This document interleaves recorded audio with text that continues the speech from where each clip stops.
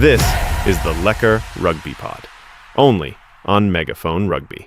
Welcome to episode 124 of the Lekker Rugby Pod. Tonight we welcome Huw Griffin, our friend from England. Well-established instant reactioner now. I don't know if that's the right word. Instant reactor.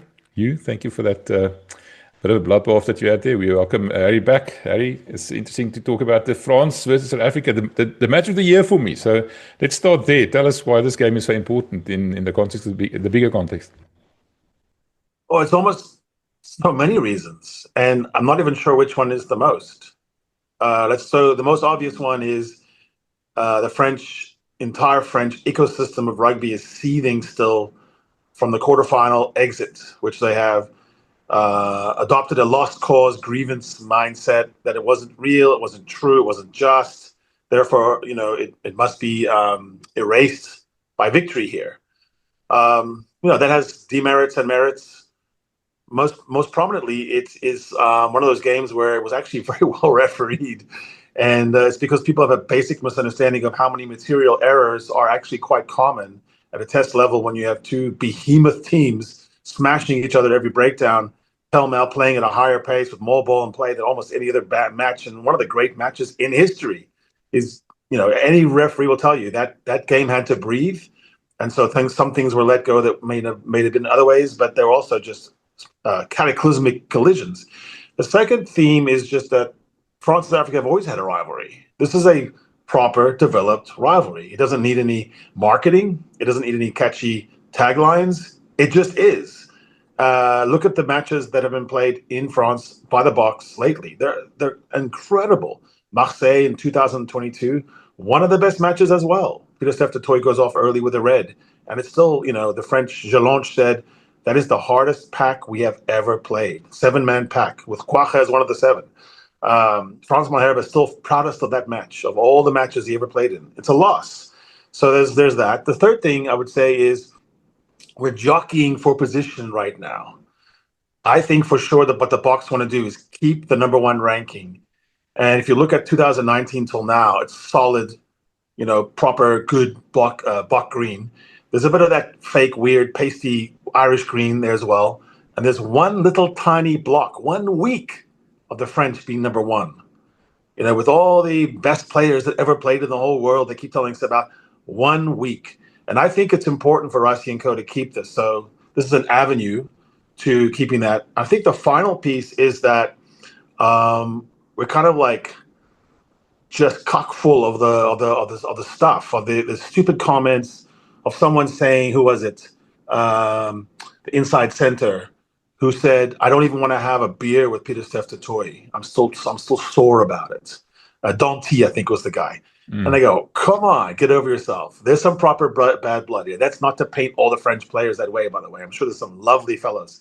But there is this bitterness, this feeling, and then there's the other thing, which is the trifecta. One of those wins in New Zealand, coupled with a win here, sets them up to be the most dominant post-World Cup, right in the middle of the cycle, lovely times, and everyone's happy.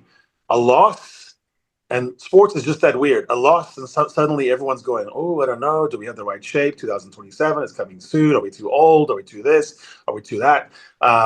So definitely all the stakes are really high. We invited you on this because you follow French rugby quite closely. You've got a couple of podcasts about that as well.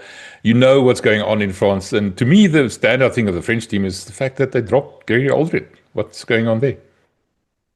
Yes. Good evening, good afternoon, good morning, everybody. That is a very juicy story. And the answer to what is going on there, it depends how much rumor and how much gossip you want to place stock in. So what I'm about to tell you is rumor, is gossip. But that is the nature of the beast that we are dealing with. So Gregory Alldritt was and has been one of France's outstanding players. He was the top rucker in the Six Nations. I think everybody admires, respects, envies France and this number 8 that they have. But he has been dropped, and in his place they are playing a guy called Michael Guillard, who by trade is a second row. and he has been moved to number 8 by Galthié and Galthié only for France. He played there against New Zealand, played very well. He's an extremely talented player in his own right. He was probably, without him, Lyon do not get to the Challenge Cup final against Bath. Absolutely no way. He is fantastic.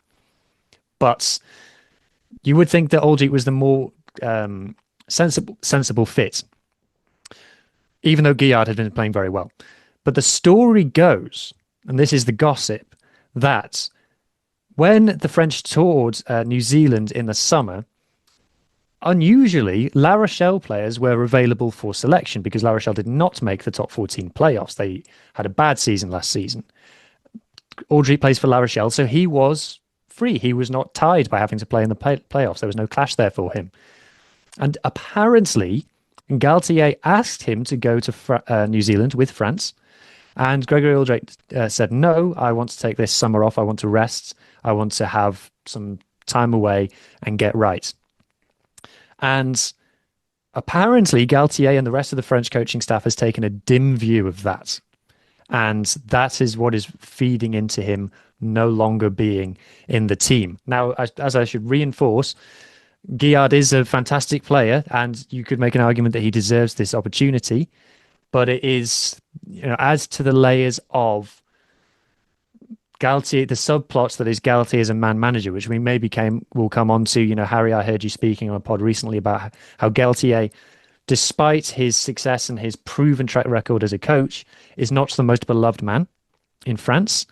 And Alldritt recently said in an interview that he felt that he needed to leave the France squad and go back to La Rochelle to feel the love, which interestingly is something that Mathieu Jalibert has also said, that he didn't feel loved in the French camp, despite being arguably the form fly half at club level in the world anywhere.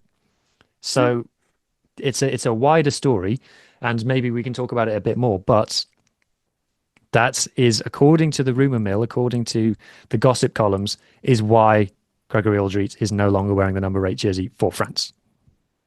Harry, that French team, Russia actually went ahead and predicted the team on X nogal. And we were wondering why they kept postponing or kept moving the team announcement around. It was originally going to be on Tuesday, moved it back to Monday, or moved it up to Monday.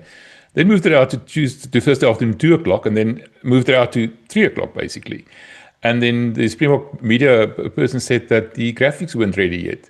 And I was wondering, and I speculated this in our little WhatsApp group, is why weren't the graphics ready? Were there any changes made to this team at the last minute that, they had to go still do some, Canva or whatever they used to do the graphics with?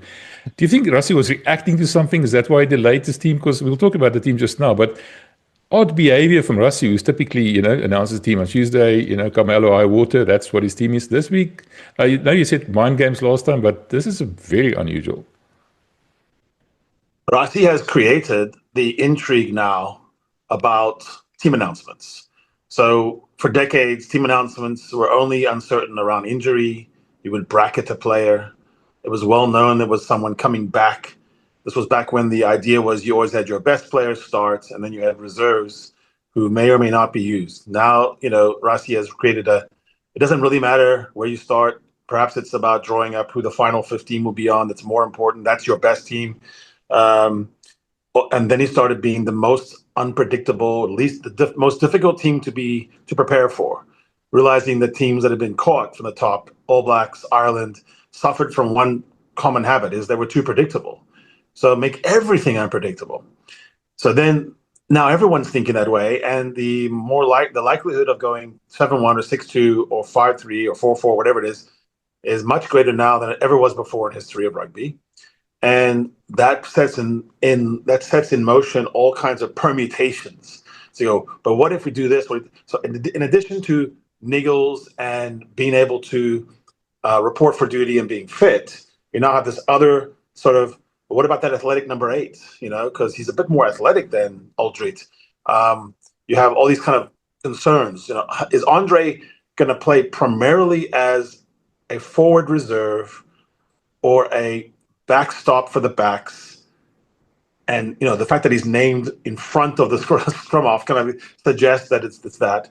So you have all these things. So it's difficult to tease out from that why and where. We would have to be so on the inside. It also could just be a double fake, a pump fake. And all the times when on the weeks where Rassie has gone late, it turns out that everyone inside the camp was absolutely 100% locked on. There was no delay for this or that. There's a lot of misinformation on purpose. It's sort of like counter intel. And what it does set up is the games around which that's happened have always been the big ones. The big ones. It's New Zealand, Ireland, and France. That's it. Everyone else, he goes early. He goes, I don't give a stuff what you're going to do. You know, if we do what we're supposed to do, we're going to win anyway. Against the French, there's a feeling that on their day, if they put the best product on the field they can with these people and this incredible French renaissance of depth, they're a proper customer. I mean, anything could happen. We could lose by 15. We could win by 15. We just don't know.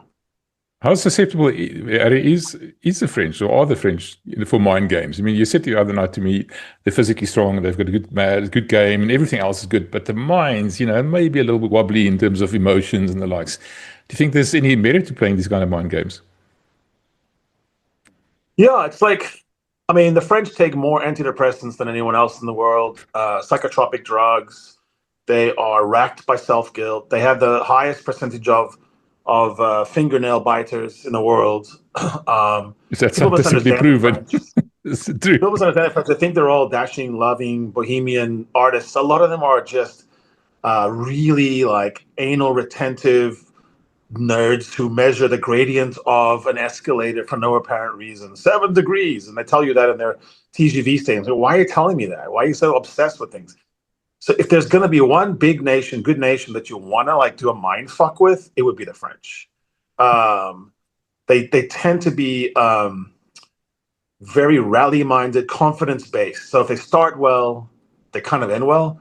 But if they start badly, their own crowd turns on them. They're the only nation in world rugby at the top where their entire own crowd can turn on them and have. They've had player revolts more than any other team.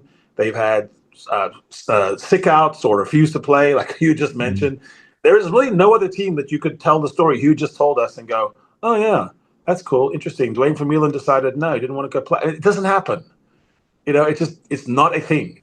So it's unique. It's wonderful. Long may it, continue. I think the French rugby scene is super fascinating because of this, because of the club versus country, because the players are big and they're big personalities and they're well-funded and they don't have to just march and say, yes, sir.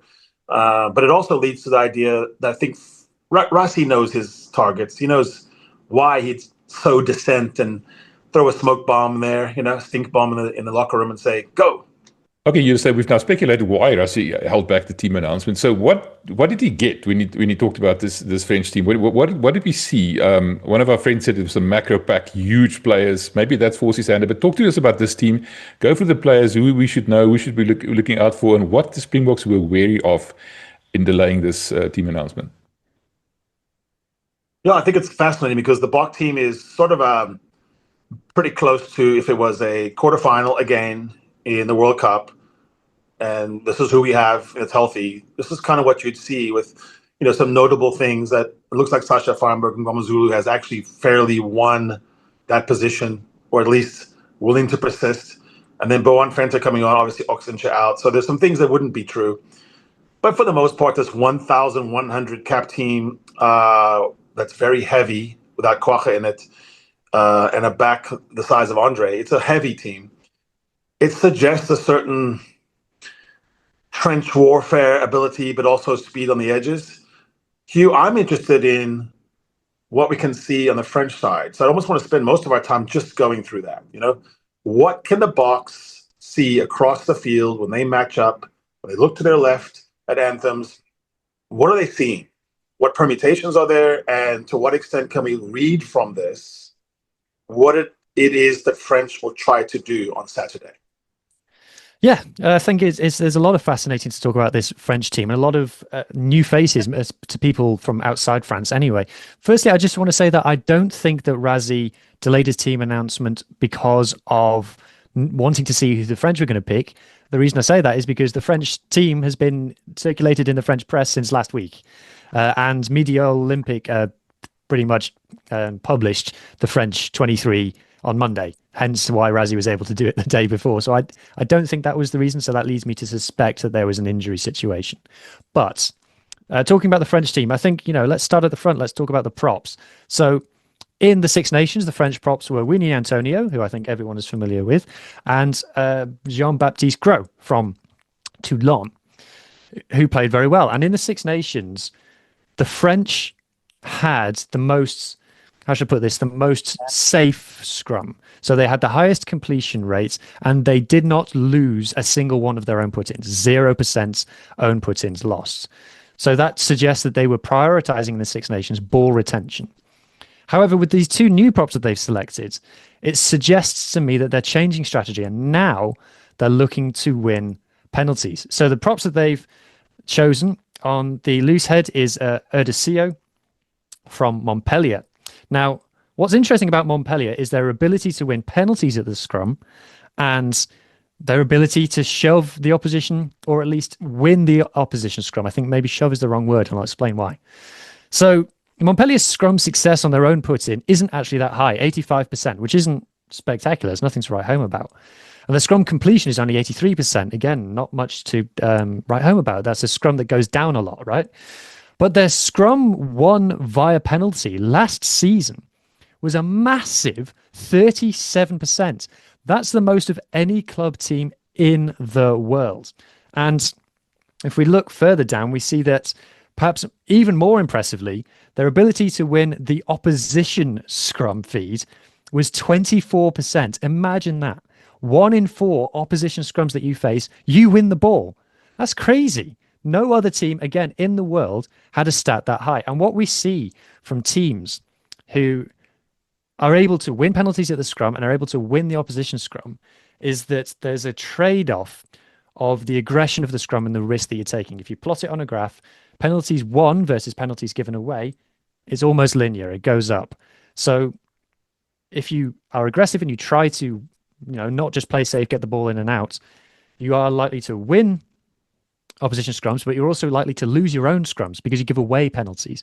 You're playing games at scrum time. Let's just call it what it is. You're trying to paint pictures to the referee. So that's what this prop has been playing in a scrum that does. Great analogy here on your point is this one from another sport. In tennis, if you've got a really good booming serve, you can still decide to get the ball in. So you serve at 90% on your first, and then you go down to 75%. You're basically taking out the double fault as a factor. You might even have you might have none in a game if you're a good server and you do that. On the other hand, if you want aces and service winners where they just barely touched it and you won for free, you're going to have more service faults. You're actually going to have more double faults by definition, because now you're going not 100% on your first serve and then 95 on your second. It's a ballsy move. It sounds like what you're saying, Montpellier, is that's how they scrummed. We'll take the instability. We know we're forcing the referee into a decision almost all the time, but that's how we want to scrum, wrecking ball. Do you think that then gets transported into the French plan for this weekend? I think it must be. Now, I recall that when I looked at the stats for France versus New Zealand, where this prop played, there wasn't much going on in terms of scrums being lost. I think it was pretty close to 100%. And what's interesting is the change in refereeing of the scrums, which we are seeing the weaker scrums being protected. Let's call it what it is. Australia had a 100% scrum success rate in the Rugby Championship. They are not the best scrum. The referees are protecting weaker scrums these days. So potentially, I guess, maybe they've decided, maybe they're looking at the Springbok scrum, which is unparalleled in World Rugby, of their ability to just kind of the second set, they go down and then they go down again, and then they drive you like you've never been driven before off your own ball. The only time I've ever been in a stadium and a crowd cheered a scrum that was the opposition put in was when I was at Twickenham, when the Box had a 5-meter scrum against Argentina. It was Argentina put in, but the Springbok fans were cheering it as a try scoring opportunity, and they did score a try. So that's maybe France are looking at that and going, look, we probably can't scrum like that because only the Springboks can. So how do we do it? And maybe we need to paint pictures to the referee to win penalties. So maybe you're going to see the scrums going down, not completed, but the long arm of the referee going up in the air. That's a potential. I want to talk a bit about the tight head as well, Regis Montagnier from Clermont. So we talked about the size of the French players. He's 135 kgs, which is heavy. It's not the heaviest you've ever heard of, but it's pretty heavy. Both of these props, by the way, both 25, both only got 3 caps. But they've got a lot of minutes in Pro D2 and Top 14, which they're coming up against monster packs week in, week out. That's the difference of the Top 14 to the other leagues, is everybody's got a huge pack. So Clermont, their scrum is a bit like Montpellier's in that they, maybe their completion rate isn't great. In fact, their scrum success is only at 80%, scrum completion at 81, which is poor. But again, scrums won via penalty, 19%. Opposition scrums won 17%, which is the second most in the world, which just emphasizes how amazing Montpellier's 24% is. But what's, I think, the Clermont pack brings that the Montpellier doesn't is their driving maul. So France had the best driving maul of any team in the Six Nations by a long way. They dominated all of the maul stats. Meters, success, maul tries, you name it, the French were the best. And Clermont are known in the top 14 for their maul and their scrum. Last season, it was like a rarity that a back scored a try. This season, they are scoring some back tries, and it's cool. But last season, it was like, Clermont are all about their pack. And in terms of the maul stats for Clermont, that's where I think this guy is really going to add and develop what is already a French strength. So their meters per maul is 3.1, which is right up there. And their maul tries per game is 0.56, which again is right up there. They are in the top 5. Last season, they were in the top 5 for maul stats of any club in the world. They were in the top 5 of any stats you wanted to name. So that's what I think they're going for in these two props. But it's a big test up against the Springboks. You won't find a harder test. But interestingly enough, they'll be bound together by Julien Marchand, I believe, who is one of the great scrummaging hookers. Probably better scrummaging hooker than Pietu Movaka, who is the better carrier and the better breakaway.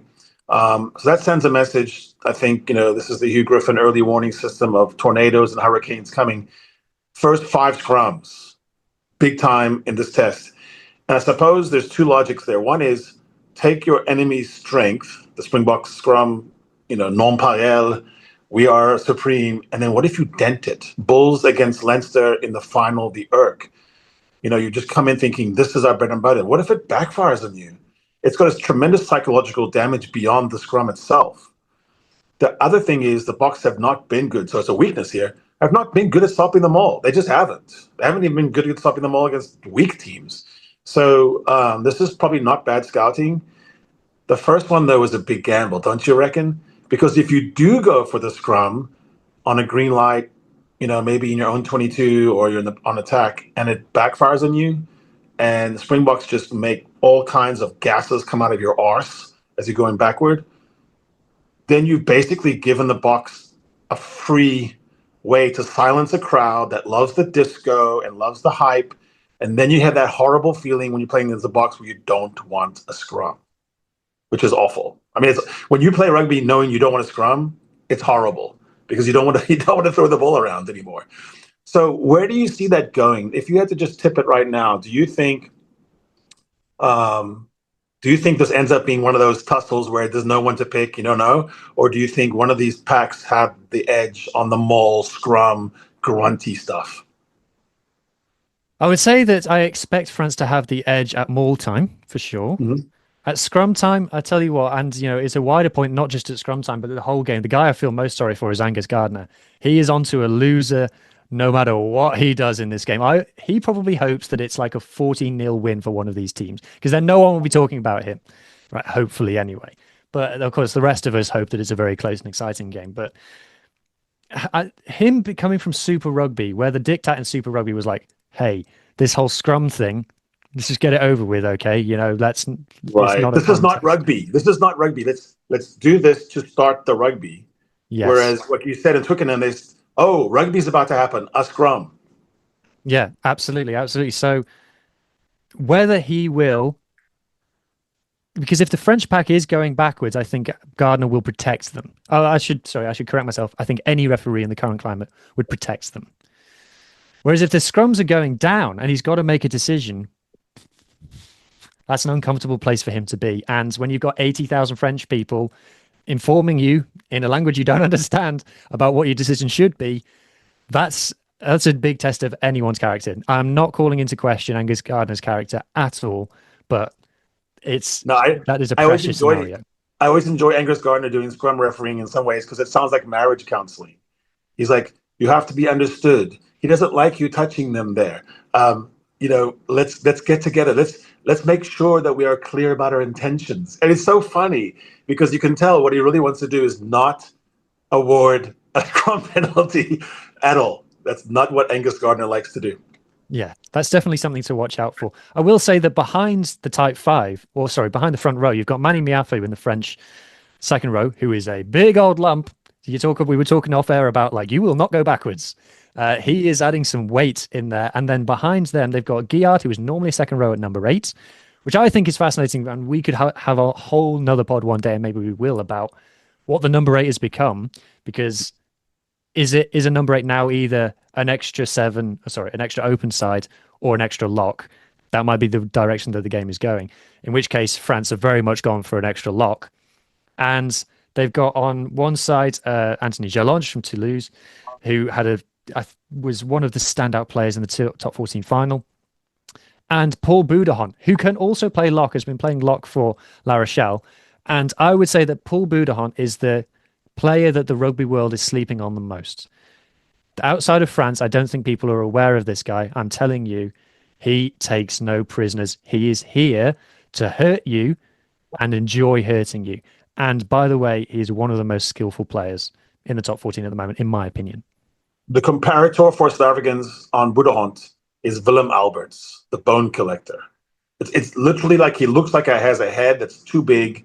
He has granite shoulders, and anything that's moving across his view, he tries to demolish it. It's fantastic to watch him. I love watching him. Another guy I've loved watching as well, if we move further back, if we move away from the pack now to the backs, Nolan Lergarek has won the race for the 9 jersey. That's probably helped by the fact that Maxime Lucu missed the majority of the opening rounds of the top 14 with a broken thumb.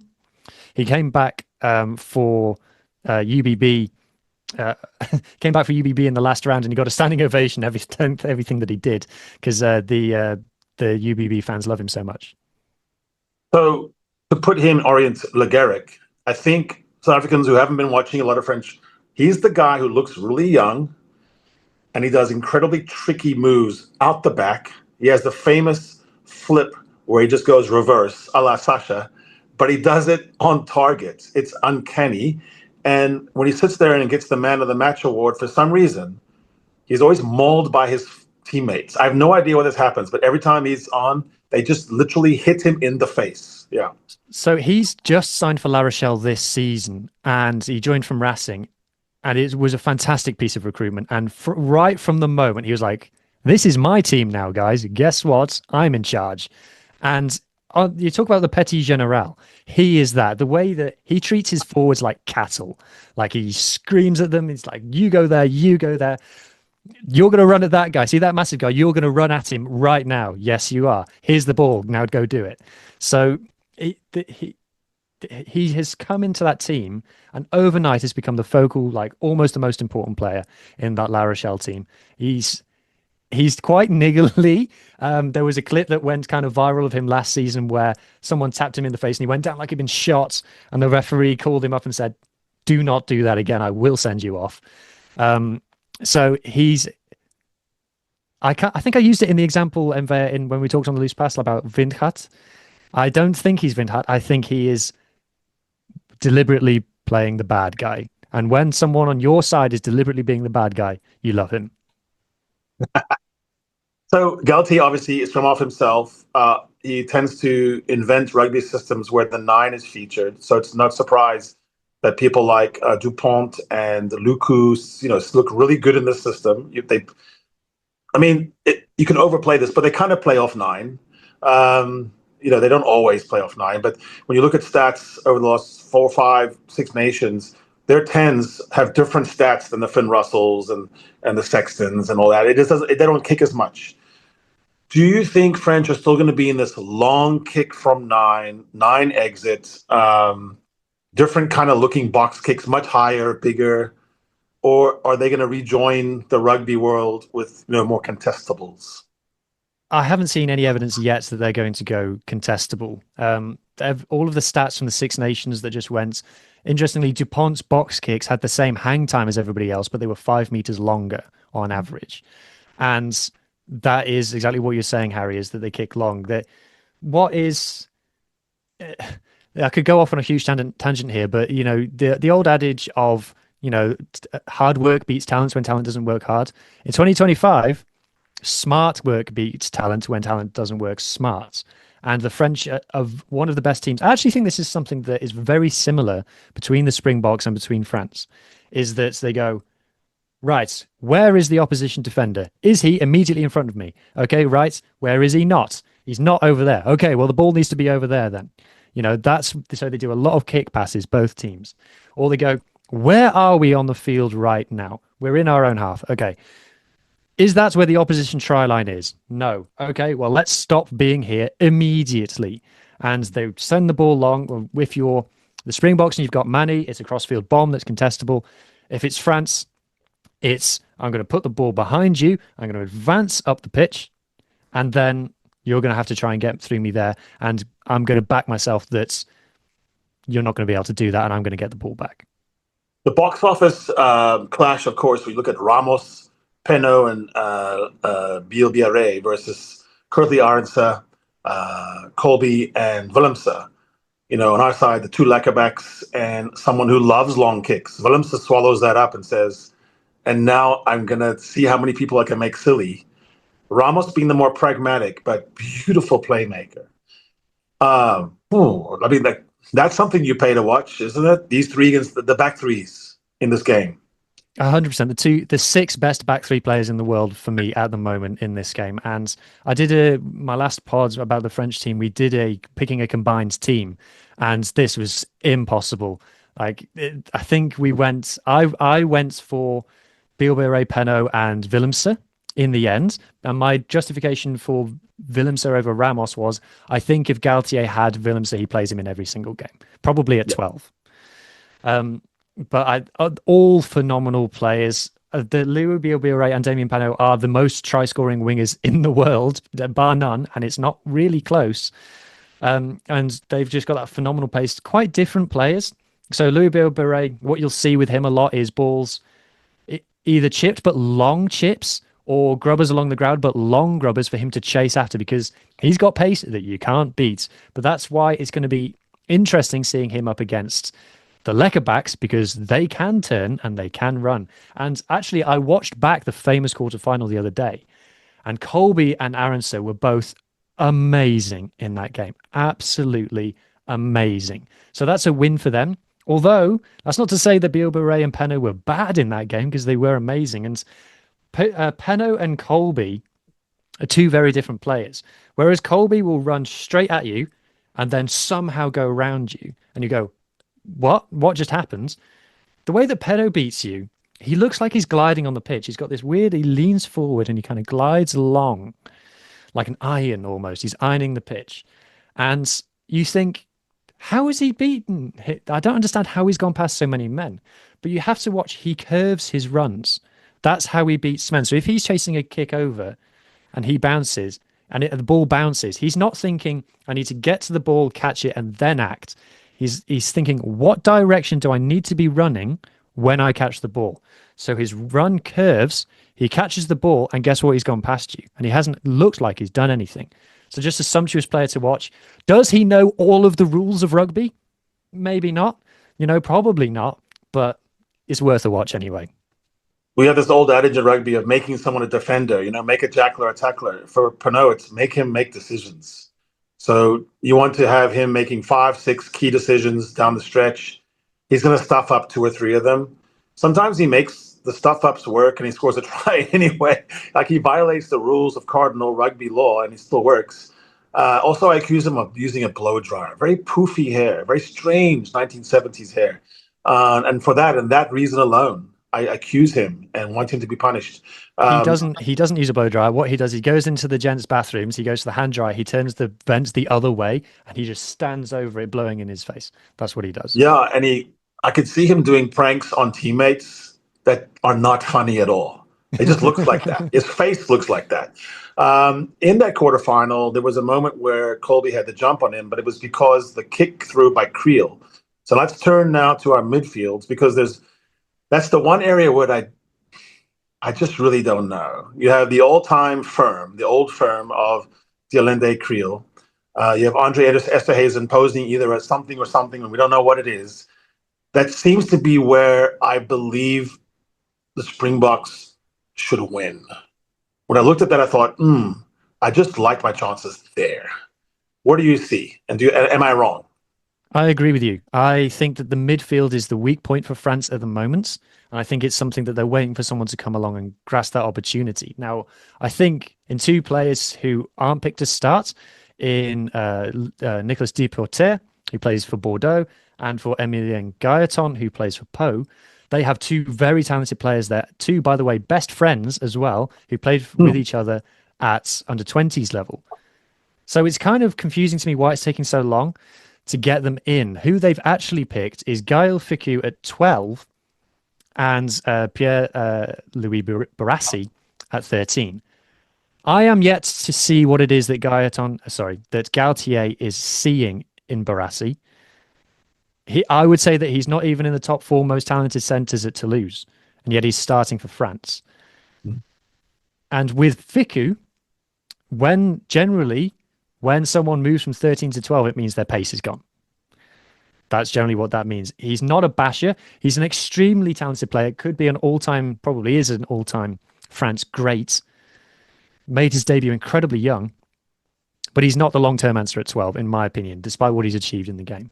So for me, I think that maybe Galthié is playing it safe in this game, and I would love to see Deporter, who is on the bench, and Gailleton become that midfield partnership for France moving forward. From the Springboks side, I think it's interesting he's gone Creel over Moody. It looks like Moody had maybe taken over from Creel. Maybe, Razzie said it himself. He thinks that Moody probably should have been red carded in the last game against Argentina. So maybe that is played on Razzie's mind and he's gone back to Creel. I don't know. He's also been captaining Creel a lot lately, hasn't he? So he obviously sees him as a leader. Fickou has always been a great player in that he reads rugby. He sees pictures and he puts it there. But there's one thing when you lose a yard of pace. It's one thing when you lose it, but what if you didn't have one to lose?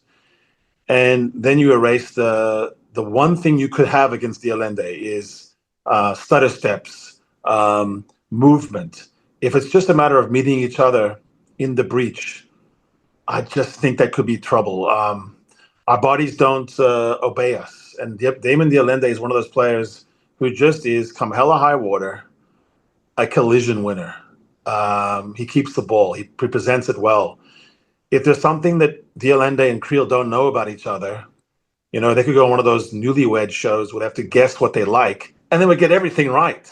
So that's the problem too. And I think that's the center we're looking at, maybe a play on words. It's the core, it's the center, it's the vortex around which this thing might end up being played. As it was in the quarterfinal, the more I looked at that second viewing, I realized it was a lot happening right there, and big moments. So if you had to kind of just put all that into one big mixed blender, the Griffin blender, are you seeing a close game still, or are you seeing one of these two teams, whichever it is, the winner, getting some space? Or are we back into a just suspenseful cliffhanger? It's extremely difficult to call in terms of how I think this game will look and how it will go. I think it's a disadvantage for France, it being their first game up. Now, in their first game up last season, I believe that they defeated the All Blacks, which was a surprise. But in their first game up of the Six Nations a couple of years ago, they got a record defeat at home to Ireland, which was also a big surprise. And there's a cliche of you don't know which French team is going to turn up. I think we're no longer in that era, but I think that they're at them being in the starting blocks whilst the Boks are already, in a sprint, helps the Boks. I struggle to see it being a complete blowout either way. I see it being a niggly game. I can see there being barrage generals all over the pitch. So that's kind of as far as I'm willing to go in terms of a prediction of how the game will look. I wouldn't be surprised if it became quite soft starts and quite lacking flow because of the kind of stakes, which, it's a friendly, yet the stakes feel massive somehow. So I can see that being the nature of it. Mind you, the stakes were massive in the World Cup quarterfinal, and it was, I think, the best rugby match that I ever watched. Mm-hmm. And so there's that, but I don't think it's realistic for lightning to strike twice in that regard, even though I would love that to happen. Yeah. In my mind, it's going to be Boks by 10 to 15. I think the biggest change and difference is Sasha and the sort of Cape connection. Kobus, Sasha, Willemse, Mani, Williams, obviously from the Western Cape as well originally. I think there's just going to be a little too much speed at the 9, 10, 15 game manager, speed of thought. And by now, I'm starting to think of Ramos, Fiku. I wonder about the ability to generate. I also think what the Boks have just gone through, you enter the Rugby Championship a boy, you leave a man. The variety they played, and then having that warm-up against Japan may count against the French. All season, we've seen the teams that come in cold have been disproportionately bad than in yesteryear. I don't know what that is even, but maybe it's the number of plays per match, the number of points going so high nowadays, that it's just difficult to catch up to the speed of Test rugby until you play Test rugby. So that's where I'm going with that. It could be horribly wrong. I respect the French, respect the hell out of them as a rugby team. Don't love some of their attitudes post-loss. But I also always say they're aroused, but are they hard enough? That's what I always wonder about them. Sorry, guys. One thing I will say is that I find it fascinating, the dislike between these two nations or these two fan bases. Now, I think it's no mystery why the French don't like you. You beat them, and that is a sore subject for them, and it's understandable, shall we say. I think there's a layer of it too, that both teams can do something that the other cannot do. So, like I said, the scrum is the superpower of the Boks. The French can't do that. The French offloading game is something that the Boks can't match. And you could go down it. It's interesting how you are similar but different in so many ways, and those differences are so polar opposite that it comes down to like worldviews, that kind of thing, and that's why you just cannot reconcile it. But I also find it fascinating how hurt Springbok fans are by how hurt the French were. The French did not accept defeat. The French did not stand up and shake your hand and say, well done, you were the better team. And you guys were hurt by that. And I think that feeds into now when we're seeing Maxime Lucu, who is one of the known good guys of French rugby. He gives an interview where he speaks glowingly about the Springboks because he's a great guy, great player, great leader. And he gives one quote, which is an answer to a question where he says, yeah, the French stole the World Cup from us. But he says it in French. That's then taken, translated into English, put in front of a graphic, and put in a South African publication that wants to get the clicks. And now suddenly he's the public enemy number one. And that's the kind of a lesson in how words get twisted in rivalries this bitter. So I'm not blaming anybody for that. It's just how it goes. But I just find the psychology of that fascinating. How I understand why the French are so hurt by the Springboks. I'm not saying that they're right to hold on to it this desperately. Like Midi Olympic did 4 pages about the World Cup quarterfinal last week. So that's how much they're hurt by it. But I also find it fascinating how disrespected the Springboks feel by the French not being gracious in defeat. Yeah, but I think on a deep level, we like to fight. And we actually enjoy a controversy. And once the French decided to do that, we might enjoy it more than being hurt than people think. It might not be so much of a hurt feeling as, oh, good, someone wants to go outside the hotel bar on a Friday night and just see what happens. There's something quite joyous about conflict and forever debate. And I think sometimes people get that wrong when they look at some of the bitterness online and characterize South African fans. It's more like, no, we're having fun, but it just looks a bit angry, and that's okay too.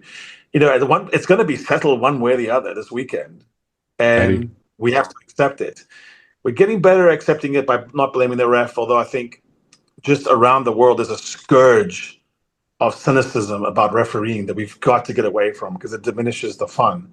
But I think man for man, I suspect the French and the South Africans are quite good friends and happy and respect each other.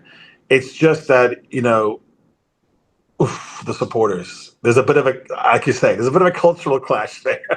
Harry, you protest too much. You started this podcast by saying, you remember, they didn't want to have a beer with Peter Steph du Toit. It irks you. It irks us as well. I mean, I'm talking as a supporter now, not as a player. There's a lot of bad blood here. I mean, I read, who said it the other day? Louis Late at the dinner, whatever, after the World Cup in 1995. Everybody was happy and everybody was sort of getting along. And then he went up there and made the worst speech you can possibly imagine, saying something like, now we've proven that you were not really world champions, just sort of deflated the entire thing. We are quite big on that, having a beer afterwards and being friends and shaking hands and everything else. And the French didn't give us that. The French as well. The French are big on that as well. They call it the third half. Yeah, see, we missed that. Yeah. I think so my nightmare would be the French become conciliatory and start saying the right things. I want them to keep going because I kind of like the fight. And on the issue of, we stole their World Cup, like they literally stole the holding of the World Cup from us I'm just going to say it. That was corrupt as hell. And we know, later on, people actually went to jail for it, convicted, adjudicated. So I'm not saying anything libelous. Bernard Laporte, and then found his way back to Montpellier somehow, somewhere. So, we like the fight, and we kind of I think that what I was trying to say is there's an enjoyment in fighting in general at every kitchen table, at every backyard, around the braai, on how to do the right braai and what the implements you're supposed to use. And whatever you say is going to be contrarianly opposed immediately. And you're going to look and sound like you're about to throw down and fight, but then somehow you're going to go, no, you're right. That's cool. And then you move on. You just keep doing that. And so I think what we're locked in is a very weird and violent embrace with the French. And we want to settle something. And then we'll have to settle that one the next time. I like it. You talked to me about that crowd quickly. I want to talk about that crowd before we go on. That spectacle, they've got the dimming the lights and the spotlights on the players and everything else. We haven't experienced that. The All Blacks experienced that. They tried to copy it, not very successfully. How much of the role do you think that will play in the Springboks mindset? How good are the French at using that sort of as an intimidation technique almost? I don't think it will rattle someone like Peter Steph du Toit or Sio Kolisi. I think that they are happy for that. And, you did give it a go, you guys, as well, when you gave this the bomb squad their own walk-on music. That was a thing as well. I just think it's something that the French just do right. Look, the French, in many ways, you could argue, do rugby as a product better than anybody in the world. And the evidence you could use for that is the immense popularity of the top 14, which is, there is nothing even close to it anywhere in the world in terms of domestic rugby competition. Like in the top 14 final, they got a guy who was this world-renowned dance choreographer, and there was a 7-minute long, and I originally called it an interpretive dance, and then I was informed by a dance expert that it was not an interpretive dance, it was contemporary ballet. So there you go. And it was 7 minutes long, and it was on the pitch before the top 14 final. And it was MV, we have to have an interpretive. MV, we have to have an interpretive dance expert on the pod soon. We've got to understand this better. You actually have a couple of singers lined up, if I'm not mistaken, by the way. Yeah. All right. Listen, I think this is one of those matches that doesn't have to be sold. It's every proper rugby fan that I know from, in every part of the international dateline time zone. This is the one they want to see. I can't wait for this one, honestly. I'll even stay up for this one. It's late, but I'm going to stay up for it. I want to say thank you. You brought something to this now, an understanding and behind the scenes stuff that fascinated me. Thanks, man. I really appreciate it. And thank you for making time for us 2 nights in a row. French rugby is the thing that's fascinating. I just told you about it. Brilliant. This is the Lekker Rugby Pod, only on Megaphone Rugby.